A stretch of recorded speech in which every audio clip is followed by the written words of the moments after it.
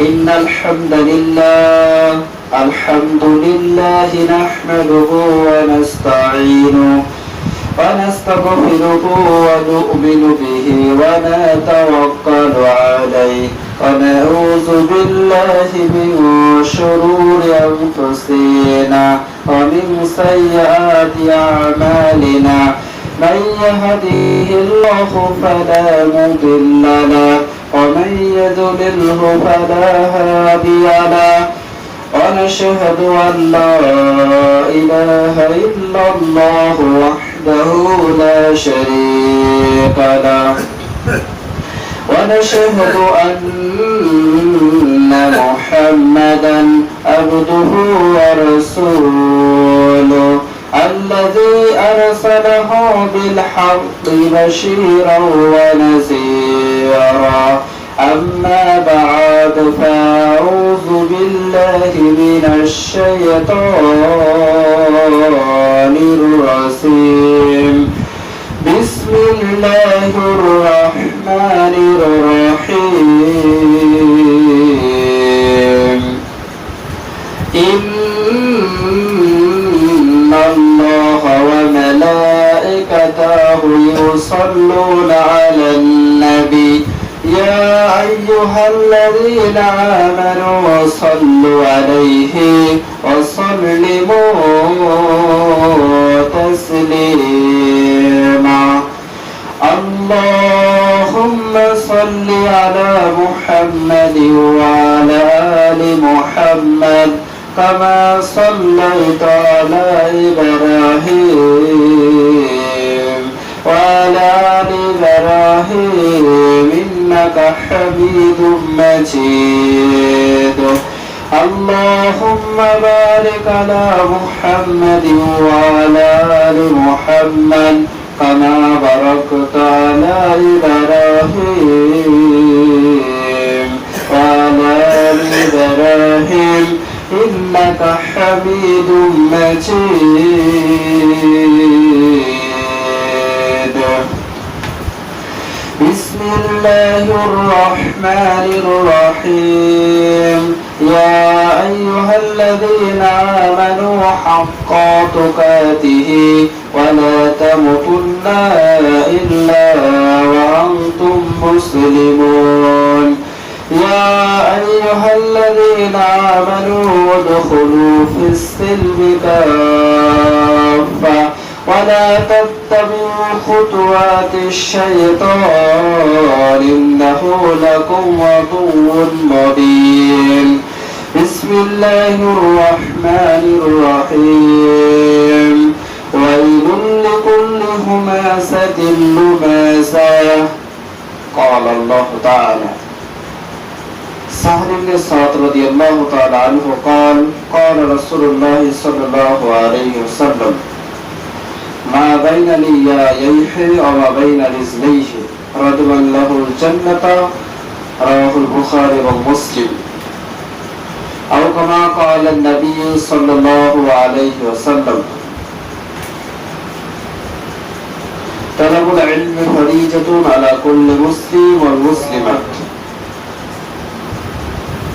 أو كما قال النبي صلى الله عليه وسلم আলহামদুলিল্লাহ যাবতীয় প্রশংসা সিফাত সেই মহিয়ান গরিয়ান আল্লাহ রাব্বুল আলামিনের জন্য যার অপার অনুগ্রহে যার সীমাহীন রহমত যে আল্লাহ রাব্বুল আলামিনের দয়ার বদৌলতে দয়ার ভিত্তিতে আজ ইয়াউমুল জুমাতে এক সপ্তাহের পর একটা জুমা পেয়েছি এখানে অসংখ্য অগণিত লোকারণ্য তাদের মধ্য থেকে কতিপয় কিছু সংখ্যক মুসলিম কারাম আল্লাহ রাব্বুল আলামিন যাদেরকে যাচাই করে বাছাই করে জাস্টিফাই করে ভালোবেসে মহব্বত করে তারা এখানে আসতে পেরেছে তো আল্লাহ রাব্বুল আলামিন আমাদের দুনিয়াবি কাজ কর্ম অফিস আদালত অনেক ঝামেলা সমস্যা যত ধরনের আপনার কাজকর্ম ছিল অনেক কিছু ছিল তারপরে ওইগুলো সবকিছু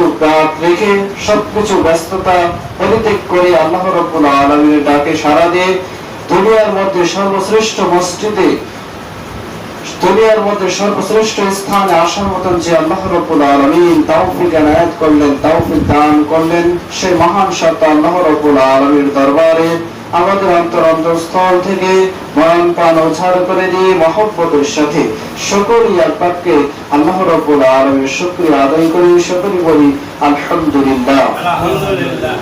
লক্ষ কোটি দরুদ সালাম শান্তি রহমত বর্ষিত হোক মানবতার মুক্তির দিশারি জনাবে মুহাম্মদ মুস্তাফা আখিরি জামানার পয়গম্বর জনাবে মুহাম্মদ রাসূলুল্লাহ। আমরা সকলে পড়ি সাল্লাল্লাহু আলাইহি ওয়াসাল্লাম। সেই নবীর উপর অসংখ্য অগণিত দরুদ সালাম শান্তি রহমত বর্ষিত হোক, আল্লাহুম্মা আমিন। সম্মানিত উপস্থিতি, আজ ইয়াউমুল জুমা সংক্ষিপ্ত যে বিষয়টি নিয়ে আলোচনা করব সেটি হচ্ছে গীবত, পরনিন্দা, চগলখড়ি। এই বিষয়টি ইসলামিক হওয়ার ভয়াবহতা,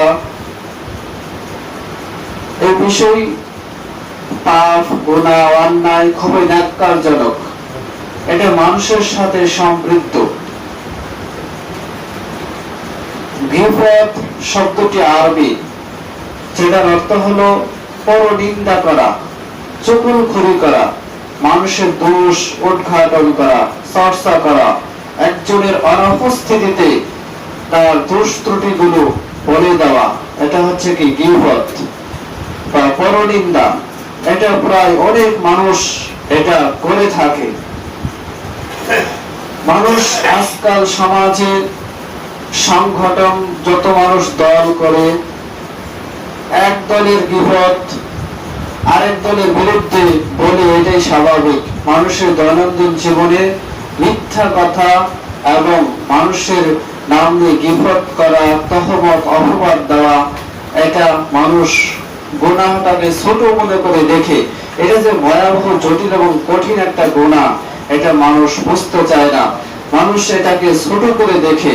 অথচ ইসলামের মধ্যে যতগুলো শাস্তি রয়েছে, ইসলামের মধ্যে যত পাপ রয়েছে, অন্যায় অপকর্ম রয়েছে, তার মধ্যে অন্যতম ব্যতিক্রম পাপ হচ্ছে, ব্যতিক্রম গুনাহ হচ্ছে গীবত করা, পরনিন্দা করা, চগলখড়ি করা।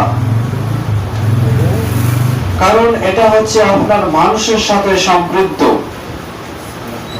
আল্লাহ রাব্বুল আলামিনের সাথে যেগুলো সম্পৃক্ত, একটা হচ্ছে হকুল্লাহ, অর্থাৎ হকুল্লাহ, আল্লাহ রাব্বুল আলামিনের হক। আল্লাহ সুবহানাহু ওয়া তাআলার হক কি? এক, ইসলামের 5টি স্তম্ভ আল্লাহ রাব্বুল আলামিনের সাথে সম্পৃক্ত, যেমন কালেমা, আল্লাহ রাব্বুল আলামিনের উপর ঈমান এনেছি। 2, তারপরে কি সালাত আদায় করেছি, সালাত আদায় করা, এটা আল্লাহ রাব্বুল আলামিনের হক। 3 হচ্ছে সিয়াম সাধনা পালন করা। 4 নম্বর হচ্ছে যাদের উপর যাকাত ফরজ, অর্থ বিত্তশালী ব্যক্তিরা, যাদের অর্থ সম্পদ রয়েছে পর্যাপ্ত পরিমাণ, তাদের উপর যাকাত ফরজ করে দেওয়া হয়েছে। যাদের পর্যাপ্ত পরিমাণ অর্থ সম্পদ আছে তাদের উপর হজ করা ফরজ। দেখুন, সালাত আদায় করা আল্লাহ রাব্বুল আলামিনের সাথে এটা সম্পর্কিত, অর্থাৎ আল্লাহ রাব্বুল আলামিনের হক। সিয়াম সাধনা পালন করা আল্লাহ তাআলার হক, এবং দান সাদাকা মানে যাকাত দেওয়া, এটা আল্লাহ রাব্বুল আলামিনের সাথে সম্পর্কিত, অর্থাৎ তার হক। এটা তিনি চাইলে মানুষকে ক্ষমা করবে অথবা ক্ষমা করবেন না, এটা আল্লাহ রাব্বুল আলামিনের ব্যাপার। তবে আল্লাহ রাব্বুল আলামিনের নিকটে আশা করা যায় যে তিনি ক্ষমাশীল এবং দয়াবান। আল্লাহ সুবহানাহু ওয়া তাআলা মানুষ যদি ক্ষমা চাওয়ার মতো চাই, আল্লাহ সুবহানাহু ওয়া তাআলা ক্ষমা করে দিবেন। আল্লাহ রাব্বুল আলামিনের সাথে যেগুলো সম্পর্কিত, আল্লাহ সুবহানাহু ওয়া তাআলা যেগুলো হক, এগুলোর মধ্যে কোনো ভুল ত্রুটি, কোনো সমস্যার সম্মুখীন হলে আল্লাহ সুবহানাহু ওয়া তাআলা চাইলে ক্ষমা করে দিবেন। পক্ষান্তরে যেটা মানুষের সাথে সম্পর্কিত, মানুষের সাথে সম্পৃক্ত, সেটা হচ্ছে গীবত, পরনিন্দা, চগলখড়ি। একজন মানুষের আপনি গীবত করেছেন, তার অগোচরে, তার অনুপস্থিতিতে তার কথাগুলো অন্যের সামনে উপস্থাপন করেছেন, বর্ণনা করেছেন, এটাই হচ্ছে কি গীবত। এখন আপনি বলতে পারেন, আমি তো তার দোষ ত্রুটি, সত্য যেটা করেছে সেটাই বলেছি, এটা বললে দোষ কোথায়? এটাই বললে দোষ। আপনার গীবত, এটা সত্য কথায় অন্যের সামনে তার অগোচরে বলাটাই হচ্ছে কি গীবত। আর যেটা যেটা করে নাই আর সেটা বলে দেওয়া হচ্ছে কি তহমত বা অপবাদ। আমরা একটা বিষয় আসি, সেটা হচ্ছে গীবত। গীবত প্রসঙ্গে কিছু আলোচনা করব, তারপরে অপবাদ বেশি আলোচনা করব। তো একটি হচ্ছে যেমন গীবত, রাসূল করিম সাল্লাল্লাহু আলাইহি ওয়াসাল্লাম সাহাবায়ে কেরামদের সাহাবাদের লক্ষ্য করে বলছেন যে, হে আমার উম্মতেরা, তোমরা কি জানো যে গীবত কি জিনিস? তখন সাহাবায়ে কেরাম বলতেছেন যে, ক্বালু আল্লাহু ওয়া রাসূলুহু আ'লাম, আল্লাহ এবং তার রাসূলই ভালো জানেন, আমরা এই বিষয়ে অবগতিতে নেই, আমরা জানি না। তখন রাসূল সাল্লাল্লাহু আলাইহি ওয়াসাল্লাম বললেন যে, কোন মানুষের অগোচরে তার প্রসঙ্গে কিছু বলা, যা শুনলে সে তার খারাপ লাগবে, এরকম কথাবার্তা মানুষের মধ্যে বলাটাই হচ্ছে গীবত। তখন একজন সাহাবী তার অভিমত পেশ করেছেন যে, ইয়া রাসূলুল্লাহ, হে আল্লাহর রাসূল, এই ব্যক্তিটা আপনার সত্য অপরাধী, প্রকৃতপক্ষে সত্যিকার অর্থে সে অপরাধী, পাপিষ্ঠ, তার দোষগুলো বললে পরে কোনো অসুবিধা আছে কি? রাসূল সাল্লাল্লাহু আলাইহি ওয়াসাল্লাম বললেন যে, হ্যাঁ, অসুবিধা আছে। কারণ সে এই যে দুষ্ত্রুটিগুলো করেছে, এগুলো তুমি তার অগোচরে বললা, এগুলো শুনলে পরে তার মনে খারাপ লাগবে, সে অসন্তুষ্ট হবে, এটা বলা যাবে না। আর তুমি যদি সেই সত্যটা জানার পরে অন্যের সামনে বলো, তাহলে এটা গীবত হবে। ওই সত্য যদি পারো, তাহলে তার সম্মুখে যায়, তার সামনে যে সেটা তুমি সরাসরি তাকে বলে সংশোধন করাবে। যদি সংশোধন না করাতে পারো, যে পারে তাকে করাতে বলবে, অথবা না পারলে তুমি চুপ থাকবে। কিন্তু এতটুকু তোমার ইসলামের মধ্যে হুকুম দেওয়া হয়নি যে একজন মানুষ দুষ্ত্রুটি করেছে, তার সমালোচনা, তাকে ক্রিটিসাইজ করা, এরকম নির্দেশ নেই। এটা গীবতের মধ্যে গণ্য করা হবে। অর্থাৎ যে ব্যক্তি গীবত গায়, যে ব্যক্তি গীবত করে বেড়ায়, আর যে ব্যক্তি শুনে, ধরুন একজন ব্যক্তি একজন মানুষের গীবত করতেছে, যে ওই ব্যক্তি মিথ্যুক, ওই ব্যক্তি গুনাহগার, ওই ব্যক্তি জিনাকারী, ওই ব্যক্তি অমুক, এই সে অনেক কিছু তার নামে বলতেছে, আর আপনি শুধু বলেন যে হ্যাঁ, আপনি যা বলতেছেন ঠিকই বলেছেন, ওই ব্যক্তিটা আসলে খারাপ। এই যে ব্যক্তি এতক্ষণ যাবৎ গীবত তার নামে যে মিথ্যা রচনা করলো, অথবা সত্যই, যা মিথ্যা সত্য হলে হবে গীবত, আর মিথ্যা হলে হবে অপবাদ। সত্য জিনিসটা তার অগোচরে বলেছে, আর যে ব্যক্তি এটা অ্যাকসেপ্ট করেছে, সাপোর্ট করেছে, মেনে নিয়েছে যে ঠিকই বলেছেন, আপনি যা বলছেন তার চরিত্র আর আপনার কথার সাথে মিল আছে, এরকম এই যে আপনি সাপোর্ট দিলেন, আপনিও গীবতের গুনাহগার হইলেন। আর যে ব্যক্তি প্রসঙ্গে এমন কিছু কথা বলে যে আসলে তার কথা কাজে মিল নাই, অর্থাৎ তাকে সমাজে কলঙ্কিত করার জন্য, সমাজে অপমান অপদস্থ করার জন্য তাকে অপবাদ দেয়, তহমত দেয়, এটা হচ্ছে গীবতের চেয়ে ভয়াবহ জঘন্যতম অপরাধ। এই প্রসঙ্গে আল্লাহ রাব্বুল আলামিন কোরআনুল কারীমের মধ্যে উল্লেখ করেছেন। 30 নম্বর পারা সূরা হুমাযা 104 নম্বর সূরায় 1 নম্বর আয়াতে আল্লাহ রাব্বুল আলামিন বলছেন যে, ওয়াইলুল লিকুল্লি হুমাযাতিন লুমাযা, ওই সমস্ত ব্যক্তিরা হচ্ছে দুর্ভাগা, হতভাগা, নারাধাম, যারা মানুষের পশ্চাতে, পিছনে মানুষের নিন্দা করে, মানুষের নামে চুগলখড়ি করে, মানুষের গীবত করে, পরনিন্দা করে, ওই সমস্ত মানুষেরা হচ্ছে দুর্ভাগা, নারাধাম, পোড়া কপাল, হতভাগা। অর্থাৎ আল্লাহ রাব্বুল আলামিন বুঝিয়েছেন যে মানুষের দোষ ত্রুটি, অন্যায় অপকর্ম, এটা মানুষের মধ্যে সরাসরি করলে পরে সমাজের মধ্যে একটা বিভ্রান্তি সৃষ্টি হবে, অরাজকতা সৃষ্টি হবে, একটা সমাজের মধ্যে পরিবেশটা আরো খারাপের দিকে নিয়ে যাবে। মানুষের চরিত্র, এই আপনার চরিত্রের দিকে যদি সেই কালেমা লেপন করে, দুষ্টটি উদ্ঘাটন করে, এতে করে সমাজের মধ্যে বিশৃঙ্খলা আর বৃদ্ধি পাবে। এজন্য আল্লাহ রাব্বুল আলামিন এটা পছন্দ করেন না। পারলে পরে তার দুষ্টুটিকে সরাসরি যে সেটা বুঝিয়ে সুঝিয়ে তাকে পথে আনা, এটা হচ্ছে উত্তম পদ্ধতি। আর অগোচরে তার ভাইয়ের কথা বলা, কারোকে লক্ষ্য করে ইন্ডিকেট করে তার প্রসঙ্গে কথা বলা, সত্য হলে পরেও সেটা গীবত হবে, এরকম কথা বলা যাবে না।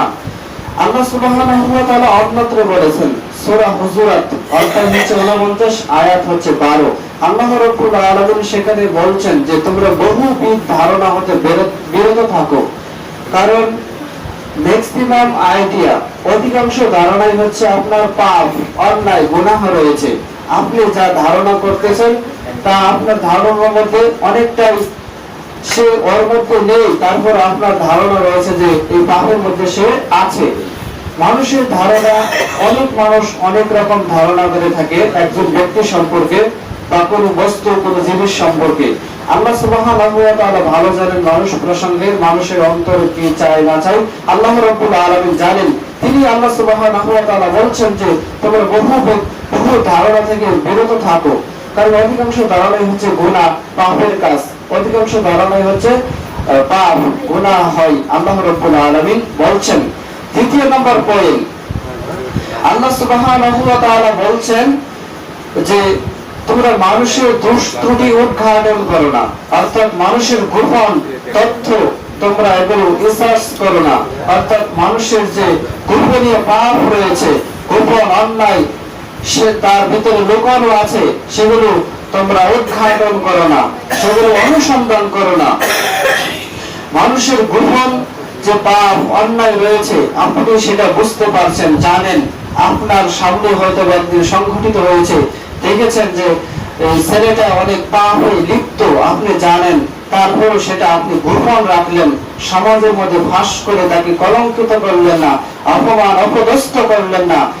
এর ফলে যেটা হবে, রাসূল সাল্লাল্লাহু আলাইহি ওয়াসাল্লাম বলেছেন যে মান সাতারা মুসলিমা, যে ব্যক্তি কোনো মুসলিমের দোষ ত্রুটি জানা সত্ত্বেও সে গোপন করলো, সাতারাহুল্লাহু ফিদ দুনিয়া ওয়াল আখিরাত, আল্লাহ রাব্বুল আলামিন ওই ব্যক্তির দোষ ত্রুটিও গোপন করে রাখবেন। কিয়ামতের ময়দানে আল্লাহ রাব্বুল আলামিন তার দোষ ত্রুটিকে কোটি কোটি মানুষের মধ্যে ফাঁস করে দিবেন না, আল্লাহ রাব্বুল আলামিন গোপনে তাকে সেই গুনাহ খাতা আল্লাহ সুবহানাহু ওয়া তাআলা ক্ষমা করে দিবেন। গোপন জিনিস ফাঁস করা নিষেধ করা হয়েছে। আর আমাদের মধ্যে অনেক মানুষ রয়েছে যারা এই ব্যক্তিটা আজ থেকে 10, 15, 20 বছর আগে কি করেছিল সেই গোপন তথ্য বের করে আজ মিডিয়ার মাধ্যমে প্রচার প্রসার করতেছে, যেগুলো কোরআন এবং হাদিসের সাথে সাংঘর্ষিক, কোরআন হাদিসের কাছে সেই বৈপরীত্য কাজ করে এবং মানুষের দুষ্টুটি মানুষের মধ্যে করে বেড়ানো তার হচ্ছে কাজ, এটা অ্যাকচুয়ালি মানুষের তারা করে যাচ্ছে।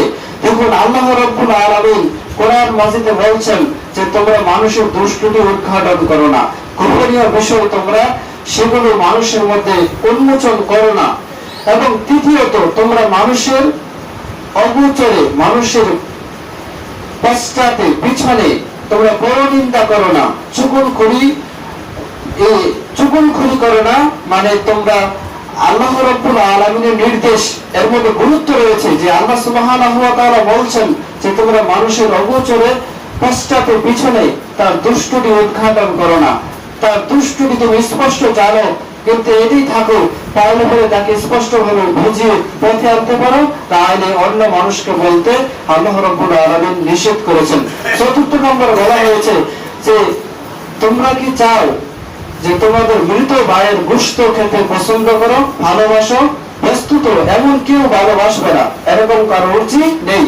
মৃত ভাইয়ের গোশত তো এমনিতে হারাম, একজন মুসলমান অপর মুসলমানের রক্ত হারাম করে দেওয়া হয়েছে, অর্থাৎ একজন মৃত ভাই তার গোশত খেতে কি তোমরা পছন্দ করো? অর্থাৎ আল্লাহ রাব্বুল আলামিন কথা বলতে বলতে এই পর্যায়ে এসে বলছেন যে তোমরা যে মানুষের নামে এরকম গীবত, পরনিন্দা, চুগলখড়ি করো, তোমরা কি মৃত ভাইয়ের গোশত খেতে ভালোবাসো?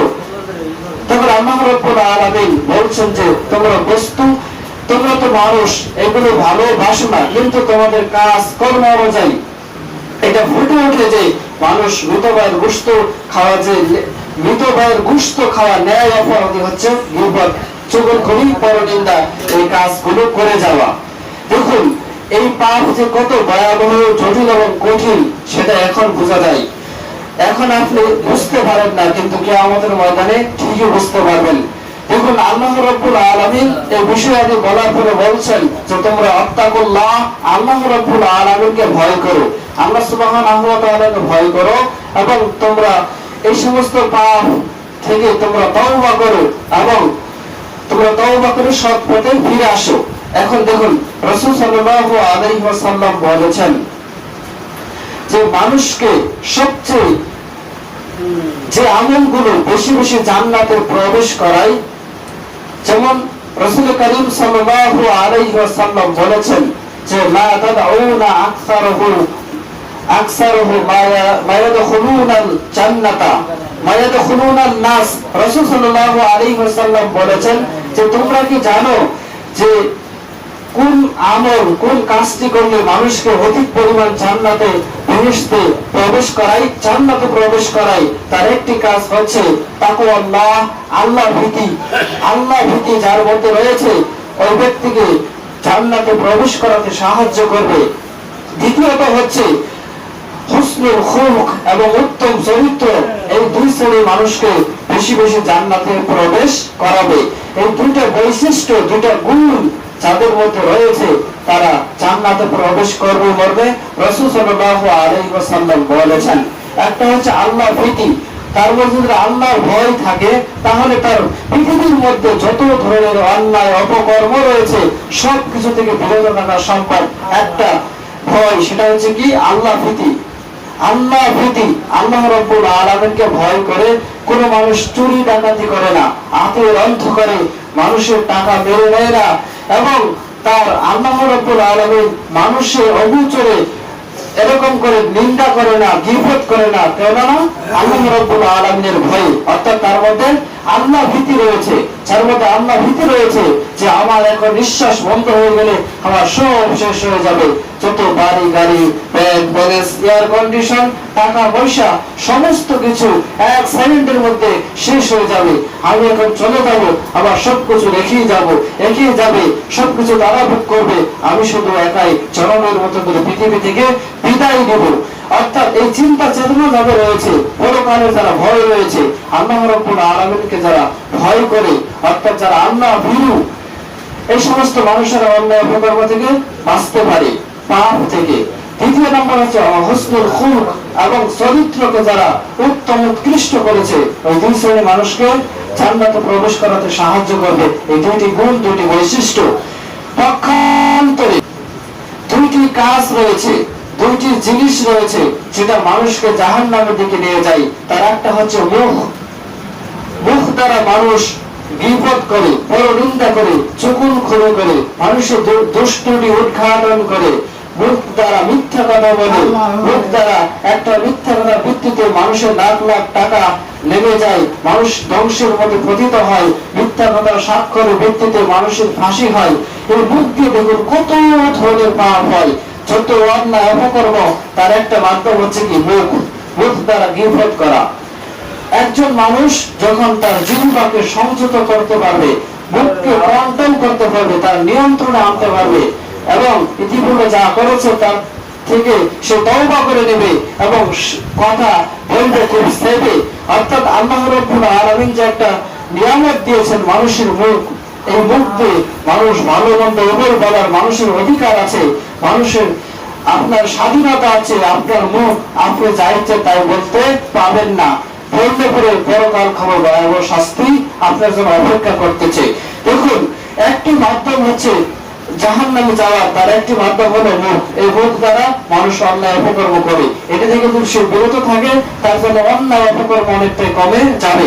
আর একটা হচ্ছে যে লজ্জা স্থান, অর্থাৎ মানুষের চোখ দ্বারা, মুখ দ্বারা, কান দ্বারা, হাত দ্বারা, লজ্জা স্থান দ্বারা যত ধরনের অন্যায় অপকর্ম, অশ্লীল কাজে জড়িয়ে পড়ে, এগুলো থেকে সে যদি বিরত থাকে তাহলে আপনার অনেক অপকর্ম থেকে সে বিরত থাকলো। অর্থাৎ সে আল্লাহ রাব্বুল আলামিনকে ভয় করে এই সমস্ত অপরাধ থেকে বিরত থাকলে কি হবে? পরকালে আপনার জন্য জান্নাত সহজ হবে। আরেকটি হাদিসের মধ্যে এসেছে রাসূল সাল্লাল্লাহু আলাইহি ওয়াসাল্লাম বলেছেন যে সাহাল ইবনে সাদ রাদিয়াল্লাহু তাআলা আনহু থেকে বর্ণিত রাসূল সাল্লাল্লাহু আলাইহি ওয়াসাল্লাম ইরশাদ করেছেন যে মা বাইনা লিয়াইহি আও বাইনা রিজলাইহি, যে ব্যক্তি দুটো জিনিসের গ্যারান্টি দিতে পারবে, দুটো জিনিসের জিম্মেদারি দিতে পারবে, তাহলে রাসূল সাল্লাল্লাহু আলাইহি ওয়াসাল্লাম ওই ব্যক্তিদের জন্য বলছেন যারা দুটো জিনিসের গ্যারান্টি দিতে পারবে। রাসূল মুহাম্মদ সাল্লাল্লাহু আলাইহি ওয়াসাল্লাম বলেছেন আমি তাদের জান্নাতের গ্যারান্টি দিলাম। জান্নাতের জিম্মেদারি হলেন কে? মুহাম্মদ রাসূলুল্লাহ সাল্লাল্লাহু আলাইহি ওয়াসাল্লাম। দুইটি শর্ত আরোপ করেছেন। একটি হচ্ছে মানুষের দুই চোয়ালের মধ্যবর্তী যে জিহ্বা রয়েছে এটাকে হেফাজত করতে হবে, এটা কন্ট্রোল করতে হবে, নিয়ন্ত্রণ করতে হবে। যদি সেই মুখকে জিহ্বাকে সংযত করতে পারে, নিয়ন্ত্রণে আনতে পারে, তার কন্ট্রোলে আনতে পারে, তাহলে তার জন্য জান্নাতের গ্যারান্টি বা জিম্মেদারি নিয়েছেন কে? আমার আপনার নবী হযরত মুহাম্মদ রাসূলুল্লাহ সাল্লাল্লাহু আলাইহি ওয়াসাল্লাম। তিনি কখনো মিথ্যা কথা বলেন নাই, তিনি কখনো মিথ্যা বলতে পারেন না।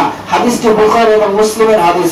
ইমাম বুখারী এবং ইমাম মুসলিমের অক্ষমত পূর্ণ বর্ণনাকেই মুত্তাফাকুন আলাইহি বা বুখারী এবং মুসলিমের হাদিস বলা হয়। দেখুন, মানুষের যে গুনাহের যতগুলো ওয়ে আছে, মাধ্যম রয়েছে, তার একটা হচ্ছে মুখ দ্বারা, অর্থাৎ সে যদি জিহ্বাকে সংযত করতে পারে, কন্ট্রোলে রেখে কারো যদি গীবত, চুগলখড়ি, বদনাম না করে এবং মিথ্যা কথা না বলে, এই সমস্ত বিষয় যেগুলো মুখ দ্বারা অন্যায় অপকর্ম হয় এগুলো থেকে যদি সে বিরত থাকতে পারে। দ্বিতীয় হচ্ছে মানুষের দু পায়ের মধ্যবর্তী স্থল যে লজ্জার স্থান রয়েছে এটা যদি তারা নিয়ন্ত্রণ আনতে পারে, কন্ট্রোল করতে পারে, হেফাজত করতে পারে, সংরক্ষণ করতে পারে, তাহলে রাসূল সাল্লাল্লাহু আলাইহি ওয়াসাল্লাম বলছেন মান আদামা লাহু জান্নাতা, তার জন্য জান্নাত রয়েছে। রাসূল সাল্লাল্লাহু আলাইহি ওয়াসাল্লাম এটা জিম্মেদারি নিয়েছেন। তাহলে হাদিস থেকে দুটো বিষয় স্পষ্ট হয়। এক নম্বর বয়ান হচ্ছে তার মুখকে যদি হেফাজত করে, তার জিহ্বাকে সংযত করে, তাহলে তার জন্য জান্নাতের জিম্মেদারি নিয়েছেন। এবং তার লজ্জাস্থানে কন্ট্রোল করতে পারলে, এই দুটো জিনিসের জিম্মেদারি নিতে পারলে রাসূল সাল্লাল্লাহু আলাইহি ওয়াসাল্লাম জান্নাতের জিম্মেদারি হয়েছেন, জান্নাতের জিম্মেদারি নিয়েছেন। তার জন্য জান্নাত দাখিল করবেন আপনি যদি এই দুটার উপর অটল থাকতে পারেন। আল্লাহ রাব্বুল আলামিন এই হাদিস উপর আমল করার মতো তৌফিক দান করে দিন, আমিন। দেখুন, রাসূল করিম সাল্লাল্লাহু আলাইহি ওয়াসাল্লাম বলেছেন যে গীবত সবচেয়ে ভয়াবহ, জটিল এবং কঠিন গুনাহ। যেমন রাসূল সাল্লাল্লাহু আলাইহি ওয়াসাল্লাম বলেছেন যে লা ইয়াদখুলুনাল জান্নাতা কাত্তাতুন, ওই ব্যক্তিরা জাহান্নামে প্রবেশ করবে, জান্নাতে যাবে না। জান্নাত ওদের জন্য হারাম। যারা চুগলখড়ি করে, পরনিন্দা করে, গীবত করে, তাদের জন্য জান্নাত হারাম। আর যদি জান্নাত হারাম করে দেওয়া হয় তাদের স্থান কোথায় হবে? জাহান্নাম। স্পষ্ট।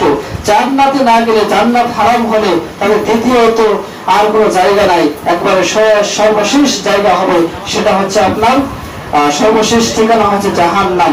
অর্থাৎ জান্নাতে না গেলে জাহান্নামে যেতে হবে। আপনাকে আমি এটা বোঝাতে চাইলাম সেটা হচ্ছে যে গীবত, পরনিন্দা সবচেয়ে ভয়াবহ, জটিল এবং কঠিন গুনাহ। এটা হচ্ছে মানুষের সাথে সম্পৃক্ত, মানুষের হক। একজন মানুষের আপনি পরনিন্দা, চুগলখড়ি করেছেন, গীবত করেছেন, সেটা যদি সে ব্যক্তি গুনাহ ক্ষমা না করে, সেটা আল্লাহ রাব্বুল আলামিন গুনাহ ক্ষমা করবেন না। কারণ আল্লাহ রাব্বুল আলামিন মানুষের উপর জুলুম করেন না, আল্লাহ রাব্বুল আলামিন কারোর প্রতি জুলুম করেন না। এটা হচ্ছে মানুষের হক। আজ মানুষের 10টা টাকা মেরে গিয়েছেন, অন্যায়ভাবে সরচাতুরি করে নিয়েছেন, এই 10টা টাকা যদি ক্ষমা না করে তাহলে আল্লাহ রাব্বুল আলামিন ক্ষমা করবেন না। কারণ এটা জটিল এবং কঠিন একটা পাপ, এটা মানুষের সাথে সম্পৃক্ত, মানুষের সাথে সম্পর্কিত। এটা আল্লাহ রাব্বুল আলামিন গুনাহ ক্ষমা করতে পারবেন না। অথচ দেখুন, পৃথিবীর মধ্যে সবচেয়ে বড় পাপ, বড় গুনাহ, বড় অত্যাচার হচ্ছে কি শিরক করা। তবুও আল্লাহ রাব্বুল আলামিন মানুষদের তাওবা করে আর এরকম পাপ যদি না করে, এরকম প্রতিশ্রুতি দিয়ে আল্লাহ রাব্বুল আলামিনের কাছে ক্ষমা চাইলে আল্লাহ সুবহানাহু ওয়া তাআলা ক্ষমা করে দেবেন। আল্লাহ রাব্বুল আলামিন বলছেন, হে নবী আপনি বলে দিন, হে নবী আপনি বলে দিন যারা অন্যায় অপকর্ম করেছে, লা তাখনাতু মির রাহমাতিল্লাহ, হে বান্দা বান্দীরা তোমরা আল্লাহর রহমত থেকে নৈরাশ হয় না, নিরাশ হয় না। ইন্নাল্লাহা, নিশ্চয় আল্লাহ রাব্বুল আলামিন গফুরুর রহিম, তিনি ক্ষমাশীল এবং দয়াবান। আল্লাহ রাব্বুল আলামিন চাইলে সমস্ত গুনাহ ক্ষমা করে দেবে, যে দিল তওবা করার মতন তওবা করে। এটা আল্লাহ রাব্বুল আলামিন হকের সাথে সম্পৃক্ত, কিন্তু মানুষের কাছে এটা খুব জটিল এবং কঠিন হবে। একজন মানুষ কিয়ামতের দিন জান্নাতি হওয়া সত্ত্বেও পরক্ষণে তাকে জাহান্নামে দেওয়া হবে, কারণ সে ব্যক্তি দুনিয়াতে মানুষকে ঠকিয়েছিল, মানুষের বিরুদ্ধে সর্বক্ষণ লেগে থাকতো। সে আপনার মানুষের অগুজরে সে গল্পগুজবের স্থলে নিন্দা করেছে, গীবত করেছে, মানুষের অর্থ সম্পদ আত্মসাৎ করে অল্প সময়ের মধ্যে ধনী হয়ে গেছিল। ওই সমস্ত মানুষেরা কিয়ামতের ময়দানে ওদের বিচার হবে কঠোর এবং কঠিন, জটিল এবং কঠিন বিচার হবে। সেই বিচারের একটা চিত্র আপনার সামনে তুলে ধরি। সেই দিন একজন মানুষ জান্নাতি হয়েছে, জান্নাতে যাবে, তখন তার পাওনাদাররা এসে বলবে, আল্লাহ এই ব্যক্তিটার কাছে আমি এত পরিমাণ টাকা পাই, এই ব্যক্তির কাছে আমি এত পরিমাণ জমি পাই, এই ব্যক্তির কাছে আমি এত পরিমাণ অর্থ সম্পদ পাই। তখন সেদিন ফুটে উঠবে, সবকিছু বিষয় সেদিন আসবে, সে বুঝতে পারবে, তখন সে নিতে চাইবে। এক সময় ওই ব্যক্তিটা জান্নাতি হয়েছে, কিন্তু আপনার এক একজনে যে পাওনাদার আসছিল, সে পাওনা পরিশোধ করতে করতে এক সময় তার সমস্ত নেকি শেষ হয়ে গেছে না, তারপরে আপনার পাওনাদার আছেই, এরকম করে তার পাওনাদারের পাপ এই ব্যক্তির কাছে চাপিয়ে দেওয়া হলো। কারণ সেদিন কোন অর্থ সম্পদ থাকবে না, মানুষের নেকি সেদিন বুঝিয়ে দিতে হবে। আপনার দুনিয়াতে মানুষ অন্যায় অপকর্ম করে, কিন্তু পরকালে ভয় থাকে না। মানুষ আজ দুনিয়াতে চলাফেরা করার ক্ষেত্রে মানুষের অগোচরে গল্প গুজবের স্থলে মানুষকে গিবত পরনিন্দা করে, এরকম করে আরো কয়েকটা পদ্ধতিতে করে। যেমন ভাবে যে মানুষকে বলে কি জানেন, যে এটা তো বলা চলে না, তবু বলি, না বললে হবে না, এই স্থলে তার গিবত করে, পরনিন্দা চুগলখড়ি করে, এরকম যত ধরনের গিবত রয়েছে এগুলো সব থেকে পরিত্যাগ করতে হবে। কারণ একজন মুমিনের বৈশিষ্ট্য হচ্ছে তো মানুষের আন্তাজে অনুমান করে কোনো মন্তব্য করা যাবে না, এবং মানুষ যে অন্যায় অপকর্ম করেছে এটা অন্যের কাছে বলার কারণে সে ব্যক্তি কষ্ট পায়, মনে ক্ষুণ্ণ হয়, সে ব্যক্তি কষ্ট পায়, এরকম কথা বললে পরেই সেটা হচ্ছে কি গীবত। আর যদি আপনি অপবাদ দেন, তহমত দেন, তাহলে সেটা হচ্ছে আরো ভয়াবহ, জটিল এবং কঠিন গুনাহ হবে। যেমন ভাবে একজন ব্যক্তিকে আপনি সমাজে অপমান অপদস্থ করলেন, কলঙ্কিত করলেন, তাকে সমাজে পচানোর জন্য, সমাজে কলঙ্কিত করার জন্য তাকে অনেক রকমের তহমত অপবাদ দিলেন। এতে করে আপনি কিয়ামতের ময়দানে সেদিন আপনি ঠকবেন, আপনি সেদিন লক্ষ মানুষের মধ্যে অপমান অপদস্থ হবেন। আজ কিছু মানুষের মধ্যে আজ অপমানিত হচ্ছেন, কিন্তু সেটা হবে কিয়ামতের দিন, যেই দিন আদম আলাইহিস সালাম থেকে শুরু করে আমাদের নবী হযরত মুহাম্মদ সাল্লাল্লাহু আলাইহি ওয়াসাল্লাম, আদম আলাইহিস সালাম থেকে শুরু করে কিয়ামত পর্যন্ত যত মানুষ আসবে, দুনিয়াতে আসছিল, ইতিপূর্বে যারা চলে গেছে আরো যারা আসবে, এরকম করে সমস্ত মানুষ আপনার কিয়ামতের ময়দানে উপস্থিত থাকবে।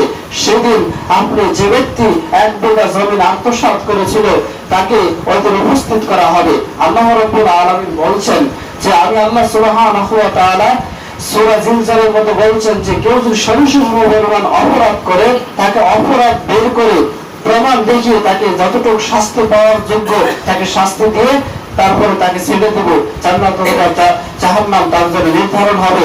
আর যে ব্যক্তি সামান্য পরিমাণ সরিষা থেকে কম এক জাররা পরিমাণ সওয়াব নিয়ে উপস্থিত আছে, এর বিনিময়ে আল্লাহ রাব্বুল আলামিন দিবেন। সেই দিন হবেন মালিক ইয়াউমিদ্দিন, কিয়ামতের দিনে মালিক হবেন আল্লাহ রাব্বুল আলামিন। সেদিন বিচারক হবেন, জজ হবেন আল্লাহ সুবহানাহু ওয়া তাআলা। সেই দিন পাই টু পাই হিসাব হবে, কোন হিসাব হেরফের হবে না। অন্যায়কারীকে অপরাধীকে অপরাধী সাব্যস্ত করেই তাকে শাস্তি দেওয়া হবে। সেই দিন আপনাকে ওই এক বিঘা জমিন আত্মসাৎ করার ফলে ওই ৭তম জমিনকে খুঁড়তে বলা হবে। এক সময় খোঁড়া শেষ হয়ে যাবে, তখন ওই জমিনটাকে তার কাঁধে অথবা মাথায় তুলে দেওয়া হবে। সেই দিন কিয়ামতের মাঠ একদিন সমান হবে ৫০,০০০ সানা মিম্মা তাউদ্দুন। দুনিয়ার গণনা মতে দুনিয়াতে যেমন ৩৬৫ দিনে এক বছর, এরকম করে আপনার ৭ দিনে এক সপ্তাহ, ৩০ দিনে এক মাস, এরকম করে আপনার দুনিয়ার ৫০ বছর সমান কিয়ামতের মাঠের সময় হবে ১ বছর। আপনাকে না সরি একদিন হবে, মানে দুনিয়ার হচ্ছে আপনার 50 বছর সমান, কিয়ামতের ময়দানে হবে একদিন। একদিন সমান দুনিয়ার সময় কত? 50,000 বছর। সেই দিন যদি আপনাকে 7তম জমিন নিয়ে একদিন 2 দিন ঘুরতে বলা হয়, তাহলে আপনাকে ঘুরতে হবে এই দুনিয়ার সময় হিসাব অনুযায়ী 1,00,000 বছর। সেই দিন আপনার যারা দায়িত্বশীল ছিল তাদের খুবই জটিল এবং কঠিন পরিস্থিতি হবে। যে নেতা নেত্রী ধ্বংসের টাকা আত্মসাৎ করেছিল, ধ্বংসের কাছ থেকে ক্ষমা নিতে হবে, তাহলে আল্লাহ রাব্বুল আলামিন কোনো ক্ষমা করবেন না। সেই দিন আপনার ওই সমস্ত মানুষের অপমান অপদস্থ হবে। সেই দিন মানুষের টাকা আত্মসাৎ করে যারা মরে গেছে, যারা এগুলো সংশোধন করে যায়নি, তাদের পরকালে ভয়াবহ জটিল এবং কঠিন শাস্তি আছে। আমি এটা এতটুকু আলোচনার মাধ্যমে একটু বিষয় বোঝালাম যে সবচেয়ে পৃথিবীর মধ্যে সবচেয়ে ভয়াবহ জটিল এবং কঠিন গুনাহ হলো মানুষের সাথে সম্পৃক্ত, মানুষের সাথে যেগুলো সম্পর্কিত মানুষের হক, এটা মানুষ ক্ষমা করে দেবে, না হলে আল্লাহ রাব্বুল আলামিন গুনাহ ক্ষমা করবেন না। মানুষের উপর জুলুম করে যদি আল্লাহ গুনাহ ক্ষমা করে দেয়, তাহলে আল্লাহ মানুষের উপর জুলুম করেছে, আল্লাহ মানুষের উপর জুলুম করাকে হারাম করেছে।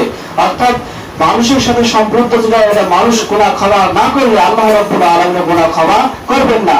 আপনি যদি কাবা শরীফের গিলাফ ধরে হাওমাও করে কান্নাকাটি করেন, তবু আল্লাহ রাব্বুল আলামিন সে গুনাহ ক্ষমা করতে তিনি গুনাহ ক্ষমা করবেন না বলে তিনি নিষেধ করেছেন, তিনি নির্দেশ দিয়েছেন যে এই গুনাহ মানুষের কাছ থেকে ক্ষমা করে নিতে হবে।